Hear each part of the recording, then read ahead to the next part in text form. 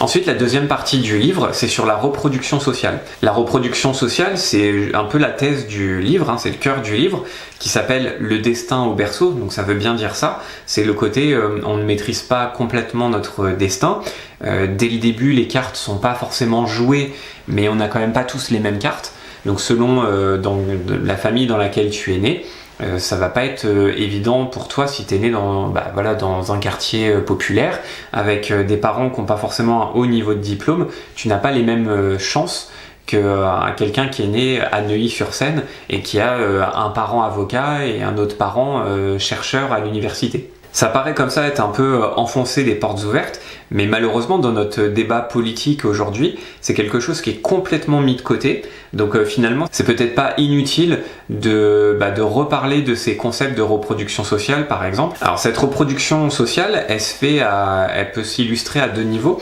Donc par le bas, où l'auteur remarque à travers des études statistiques que certes il y a de moins en moins d'ouvriers, mais alors ça c'est dû plutôt à une donnée structurelle qui est liée à l'économie, où on a de moins en moins de besoins d'ouvriers puisque il y a de plus en plus d'usines qui ferment et ça c'est dû notamment à la mondialisation.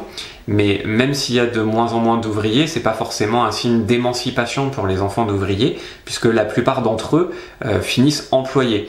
Donc là, on voit bien qu'il y a juste un transfert, mais sans qu'il y ait forcément une évolution par le haut. Puisque en termes de salaire, un employé gagne pas forcément plus qu'un ouvrier, et ça reste un taf d'exécution. Donc finalement, on reste dans la même classe, il n'y a pas d'émancipation de classe à travers les générations. Et au contraire, la reproduction sociale, elle se fait aussi par le haut, puisqu'on voit bien dans les classes dominantes qu'il y a de plus en plus d'enfants de cadres qui finissent eux-mêmes cadres. On n'est même pas sur une stagnation, on est sur une augmentation. Alors c'est aussi dû à quelque chose de positif qui est la féminisation de l'emploi, où de plus en plus de femmes travaillent au lieu d'être femmes au foyer. Donc voilà, après je veux dire, c'est dans le cadre du débat homme-femme, enfin égalité homme-femme, c'est quelque chose qui est positif. Mais en termes de statistiques, si on regarde les choses froidement, il y a à la fois une stagnation sociale des classes populaires qui n'évolue pas forcément de génération en génération, et on a au contraire dans les classes les plus hautes, on a une évolution où de plus en plus d'enfants de cadres finissent eux-mêmes cadres. Cette reproduction sociale, elle est expliquée par l'auteur, notamment par le niveau de diplôme des parents.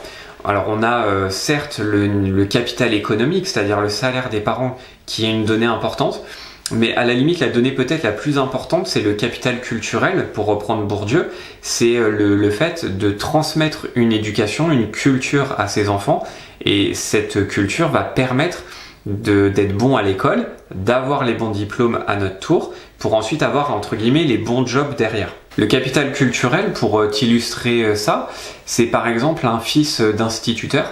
Donc quand t'es instit, c'est pas des gros salaires, mais par contre il y a un vrai capital culturel qui est transmis. Quand tu es fils ou fille d'instituteur, ça va être plus facile pour toi de réussir à l'école parce qu'on va te transmettre les bonnes armes intellectuelles pour pouvoir réussir dans ce cadre-là.